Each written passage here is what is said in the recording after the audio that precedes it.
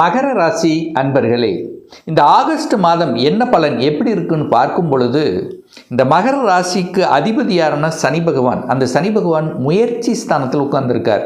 நீங்கள் போய் 3ஆம் இடத்துல இருக்கீங்க. 3ஆம் இடத்துல என்ன இருக்குது அப்படின்னா, தைரிய வீரியம் இருக்குது.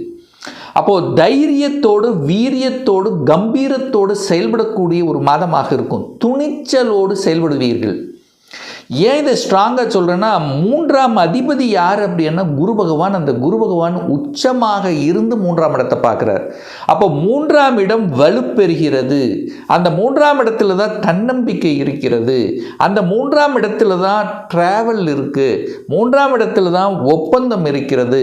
3ஆம் இடத்தில் புகழ் இருக்கிறது, கீர்த்தி இருக்கிறது. இப்போது உங்கள் ராசி அதிபதி வக்ரமாக இருக்கார். அப்போ கடந்த சில மாதங்களாக தேக்கி வைத்திருந்த, அதாவது நடக்காது என்று நினைத்து கொண்டு அப்படியே பெண்டிங் போட்ட விஷயங்கள் எல்லாம் இப்போ எடுத்து செயல்படுத்தி வெற்றி பெறக்கூடிய தன்மையில் இந்த மாதம் இருக்குது, இந்த ஆகஸ்ட் மாதம். அப்போது எதையும் செய்யலாம், எதையும் சாதிக்கலாம் என்கின்ற துணிச்சலை கொடுக்கக்கூடிய ஒரு மாதம் இந்த ஆகஸ்ட் மாதம் மகர ராசி அன்பர்களுக்கு. அதே சமயத்தில் உங்கள் ராசியை குரு பகவான் பார்க்கிறார், சூரியன் பார்க்குது. தன்னம்பிக்கை காரகிரகம் சூரியன் பார்க்குது. சூரியனை போல இருக்கணும், ஸ்ட்ரெயிட் ஃபார்வர்டோடு இருக்கணும், கடவுளினுடைய அனுகிரகத்தோடு இருக்கணும், பெரிய மனிதர்களின் தொடர்புகளை கொடுக்கக்கூடிய அமைப்புங்கிறது இந்த மாதம் உண்டு, நிச்சயமாக உண்டு. நீங்கள் நல்லா இருக்க போகிறீங்க. அதாவது நல்லா இருக்க இந்த சென்ஸ் என்னென்னா, நெகட்டிவ் விஷயத்துக்குள்ளே போகக்கூடாது. ஏன்னா சூரியனுங்கிறது தன்னம்பிக்கைக்கார கிரகம் என்றாலும் இந்த மகரத்துக்கு 8ஆம் அதிபதி, 8ஆதிபதி வலிவேதனை கொடுக்கக்கூடியவன் சூரியன் தான். அந்த சூரியன் பார்க்குறார். அப்போ நெகட்டிவ் விஷயத்துக்கு, அரசு விரோத நிகழ்வுகளுக்கு, அதாவது பாசிட்டிவ், உங்கள் உள் மனசு எது சொல்லுகிறதோ, நன்மையை சொல்லுகிறதோ அதை ஃபாலோ பண்ணணும்னு சொல்ல வர. நெகட்டிவ் விஷயத்துக்குள்ளே கண்டிப்பாக போகக்கூடாது. நெகட்டிவ் எண்ணங்களை தூண்டும். அதே சமயத்தில் 2ல் ராகு இருக்குது, கோபம் வரும். சில சமயங்களில் கோபம், ஆக்ரோஷம், பிடிவாதம் அதெல்லாம் இருக்கும். பாம்புவை போல சீரக்கூடிய தன்மை. பாம்பு எப்படி இருக்கும்? கொத்த வரும். யாராவது டிஸ்டர்ப் பண்ணாலும் கொத்த வரும். ராகு 2ல் இருக்கார். ஒரு பாம்பு கிரகம் குடும்பஸ்தானத்தில் உட்கார்ந்துருக்கு. அப்போ ஒரு பயம் இருக்குமா இல்லையா? அப்போ குடும்பத்தில் அனுசரித்து போகணுங்கிறத மைண்டில் வச்சுட்டா போதும். அதே சமயத்தில் பணம் சார்ந்த விஷயங்கள், தனம், குடும்பம், வாக்கு, பணம் பெருகக்கூடிய வாய்ப்புகள், சந்தர்ப்பங்களை உண்டாக்கும். ஏன் சொல்கிறேன்னா, தன காரக கிரகமாக இருக்கக்கூடியவர் குரு பகவான். அந்த காரக கிரகம் உங்களை பார்த்துட்டே இருக்கார். பணம் உங்களை நோக்கி வந்து கொண்டிருக்குன்னு அர்த்தம். எப்படி? உங்கள் முயற்சியால், உங்களுடைய செயலால், உங்களுடைய தைரிய வீரிய ஊக்கத்தால், தன்னம்பிக்கையால், உங்களுடைய செயல்பாட்டால் நல்ல விதமாக தனம், பொருளாதார வளர்ச்சியை நோக்கி செல்லக்கூடிய அமைப்பு நிச்சயமாக இந்த மகரத்துக்கு உண்டு அப்படிங்கிறத ஸ்ட்ராங்காக இந்த இடத்துல சொல்லலாம். அடுத்து ஒரு நல்ல விஷயம் அப்படின்னா, 4ஆம் அதிபதி 6ஆம் இடத்தில் உட்கார்ந்துருக்கார். அப்போ 4 என்பது சுகத்தை கொடுக்கக்கூடியவன் 6ஆம் இடத்தில் உட்கார்ந்துருக்கார். 4, 6 பொருளாதார வளர்ச்சியை கொடுக்கும். இடம் வாங்குவதற்கு ஏற்றம்தான். ஒரு இடத்த வாங்கணும், ஒரு நிலம் வாங்கணும், ஒரு காலி இடம் வாங்கணும், அங்கே வீடு கட்டணும், இந்த இடத்துல இதெல்லாம் பிளான் போட்டு அதை வாங்குவதற்கு இந்த மாதம் உகந்த மாதம்தான். அதில் எந்த குறைபாடும் இல்லை. அப்படி இடத்த வாங்கினோன்னா லோனை போட்டு வீடை கட்டுவதற்கு, வீடை வாங்குறது லோனை போட்டு வாங்கக்கூடிய அமைப்பு. ஏன்னா 4 குறைவன் 6ஆம் இடத்தில் உட்கார்ந்து 6ஆம் அதிபதி வலுப்பெற்றிருக்கார். அப்போ கேட்ட இடத்தில் கடன் கிடைக்குமா? கிடைக்கும். வங்கியில் பணம் கிடைக்குமா? கிடைக்கும். ஸோ இந்த மாதிரி அமைப்புகள் எல்லாம் உங்களுக்கு சாதகமாகவே இருக்கிறது இந்த ஆகஸ்ட் மாதம். 5ஆம் அதிபதி 9ஆம் இடத்தில் உட்கார்ந்திருக்கார். பாக்கியஸ்தானத்தில் உட்கார்ந்திருக்கார். குழந்தை ஸ்தானத்தின் அதிபதியாக இருக்கக்கூடிய அந்த சுக்கிரன் பாக்கியஸ்தானத்தில் உட்கார்ந்துருக்கு. அப்போ அங்கே நீச்சமாக இருக்குது. அப்போ குழந்தை நினச்சி ஒரு சின்ன வருத்தம் உங்கள் மனசில் இருந்துகிட்ருக்கும். என்ன, படிப்பு விஷயத்தில் இருக்கும், சின்ன விஷயமாக தான் இருக்கும். அல்லது காலேஜில் சேர்வது, இந்த சீட்டு கிடைக்குமா, அது கிடைக்கும், இது அப்படிங்கிற ஒரு சின்ன வருத்தம் இருக்குமே தவிர எண்ட் ரிசல்ட் உங்களுக்கு சக்ஸஸ் தான். அப்போ குழந்தை நினைத்து ஒரு சின்ன வருத்தம் அவங்களுடைய செயல்பாடுகள் இருந்தாலும் இறுதியில் வெற்றியடையக்கூடிய தன்மை இந்த மாதம் உண்டு. அதனால் டென்ஷன் ஆக வேண்டியதில்லை, அலைச்சல் திருச்சல் அடைய வேண்டிய அவசியம் இல்லை. சரி, மிக முக்கியமான ஒரு விஷயம் என்னென்னா, இந்த மகரத்துக்கு நிறைய பேர்த்துக்கு திருமண வாய்ப்புகள் கூடி வரும்.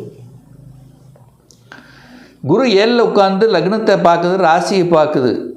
அப்போ குரு 7ல் இருந்தால் திருமணம், 7ஆம் இடம் என்பது திருமணம். அப்போ திருமணம் நடக்கும் அப்படின்னு சொல்லுவோம். அப்போ கண்டிப்பாக நடக்கும். அப்போ திருமணம் நடப்பதற்கான அமைப்புகள் சாத்தியக்கூறுகள் உண்டானா நிச்சயமாக உண்டு. அதை விட முக்கியம், 100% திருமணத்துக்கான அமைப்புகளை சந்தர்ப்பங்களை உருவாக்கும் அப்படிங்கிறதுல குரு 7ல் இருக்கிறது மட்டும் கிடையாது. குரு பலன் உண்டு. ஆனால் அதே சமயத்தில் 7ங்கிறது திருமணம் அல்லவா? அப்போ உங்களுக்கு பாக்கியத்தை கொடுக்கணும் அல்லவா? அப்போ பாக்கியத்தை கொடுக்கக்கூடியவன், அதாவது திருமண ஸ்தானத்துக்கு பாக்கியத்தை தரக்கூடியவன் யாரு அப்படின்னா 9ஆம் அதிபதி, அதாவது 7க்கு 9க்குரியவன். அப்போ 7ஆம் இடத்துக்கு 9க்குரியவன் யாரு? குரு. அந்த குரு பகவான் உச்சமாக இருந்து 3ஆம் இடமான முயற்சி ஸ்தானத்தையும் உங்களையும் பார்க்கிறார். அப்போ உங்களுடைய முயற்சியால், தன்னம்பிக்கையால் திருமணம் 100% நடந்தே தீருங்கிறதுல எந்தவித மாற்று கருத்தும் இல்லை. அப்போது இந்த மாதம், அதாவது 17ஆம் தேதிக்கு அப்புறம் தடைகள் இல்லை. அது வரைக்கும் ஏன் சார் தடை? சூரியன் 8ஆம் அதிபதி, ஏதாவது ஒரு குழப்பம் இருக்கும். இது பண்ணலாமா, இந்த ஜாதகம் ஒத்து வருமா, ஏதோ ஒரு குறைகள், ஒரு தடைகள், ஒரு கன்ஃபியூஷன் அப்படிங்கிறது கொடுக்கும். அந்த 17ஆம் தேதிக்கு அப்புறம் உங்களுக்கு எந்த கன்ஃபியூஷனும் ஏற்படுத்த போவதில்லை. திருமணம் நல்லபடியாகவே அமையும், நல்லபடியாக நிச்சயிக்கப்படும். திருமணம் வேண்டான்னு நினச்சிட்டு இருக்கவங்க கூட திருமணம் செய்து கொள்ளலாம் என்கின்ற எண்ண உணர்வை உருவாக்கும். அல்லது திருமணம் பிரிந்தவர்கள், அதாவது கருத்து வேறுபாடால் பிரிந்தவர்கள், அல்லது ஏதோ ஒரு மன கஷ்டம், ஒரு ஈகோ, அப்படியே கொஞ்சம் ஒரு குடும்பத்தில் ஒரு சின்ன விரிசல் இருக்கின்றவர்களுக்கெல்லாம் ஒன்றிணைவதற்குண்டான வாய்ப்புகள், ஒரு பாக்கியத்தை தரக்கூடிய வாய்ப்புகள், ஒருவரைக்கொருவர் புரிந்து கொள்ளக்கூடிய தன்மைகள், உணர்வுகளை நிச்சயமாக உருவாக்கும். ஏற்கனவே திருமணமாகி டிவோர்ஸ் ஆனவர்களெல்லாம் 2ஆம் திருமணம் நடக்கக்கூடிய வாய்ப்புகள், சந்தர்ப்பங்களையும் உருவாக்கக்கூடிய அமைப்பும் இந்த காலகட்டம் உண்டு. சூரியன் 8ஆம் இடத்துக்கு வர்றார். சூரியன் தான் அட்டமாதிபதி. அட்டமாதிபதி வலிமை பெறுகிறது. அப்போ சூரியன் வலிமை பெறுகிறது, அதிகாரம் கிடைக்கும், அட்மினிஸ்ட்ரேஷன் கிடைக்கும், தலைமை பண்பு கிடைக்கும், ஒரு சிலர் பதவி உயர்வு கிடைக்கக்கூடிய தன்மை கரெக்டாக இருக்கணும். சூரியன் 8ல் இருக்கார். அரசாங்க விரோத தன்மைக்கு மட்டும் போயிடக்கூடாது.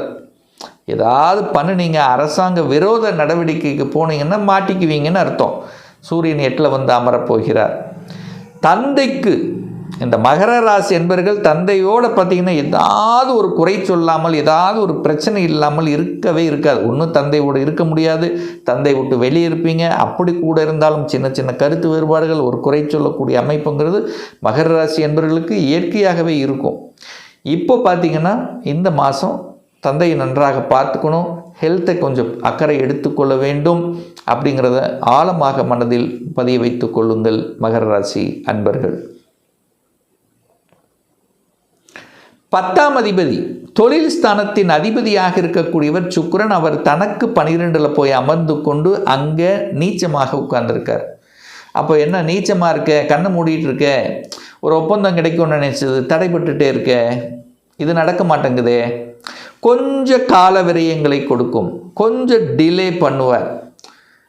என்ன சொல்கிறது, சும்மா இருத்தல், இது நடக்க மாட்டேங்குது அப்படிங்கிற மாதிரி ஒரு உணர்வு இருக்குமே தவிர உங்களுக்கு கெடுபலன்கள் இல்லை.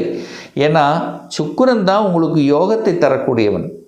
அந்த சுக்கிரனுக்கு வீட்டு கொடுத்த அதிபதி புதன் அங்கே ஆட்சியாக இருக்கார். அதனால் நீங்கள் பயப்பட வேண்டிய அவசியம் இல்லை.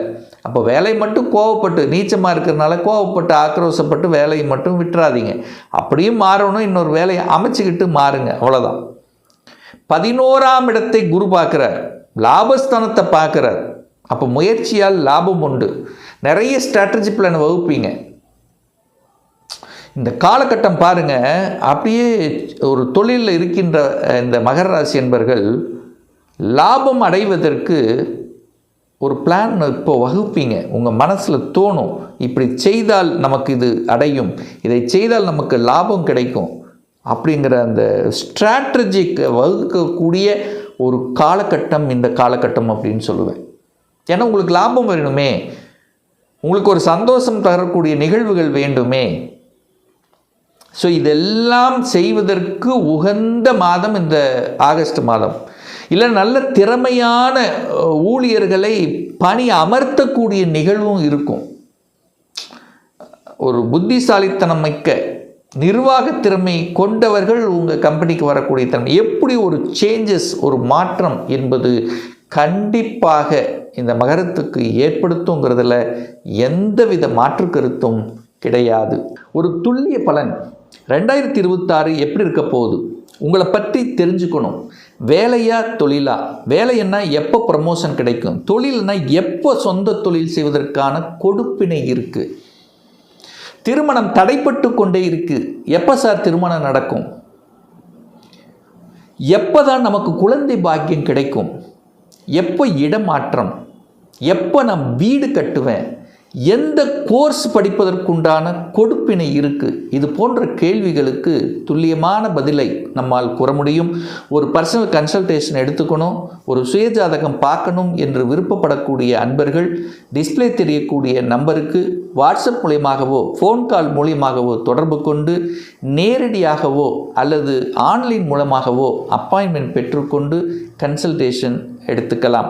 நம்மளுடைய அலுவலகம் மேட்டுப்பாளையம், அதாவது கோயம்புத்தூரிலிருந்து மேட்டுப்பாளையம் செல்லும் வழியில் வெள்ளக்கிணர் பிரிவு அன்னபூர்ணா ஹோட்டலுக்கு பக்கத்தில் அமைந்துள்ளது. பிரியர் அப்பாயின்மெண்ட் வாங்கிட்டு நேரடியாக கன்சல்டேஷன் எடுத்துக்கலாம். நம்முடைய சேனலை நீங்கள் ஃபஸ்ட்டு டைம் பார்ப்பவர்கள் என்றால் மறக்காமல் சப்ஸ்கிரைப் பண்ணிக்கிங்க. பக்கத்தில் இருக்கக்கூடிய பெல் பட்டன் மற்றும் ஆல் நோட்டிஃபிகேஷனை கிளிக் பண்ணும்போது நான் போடக்கூடிய அடுத்தடுத்த பதிவுகள் உங்களுடைய நோட்டிஃபிகேஷனில் வந்து சேரும்.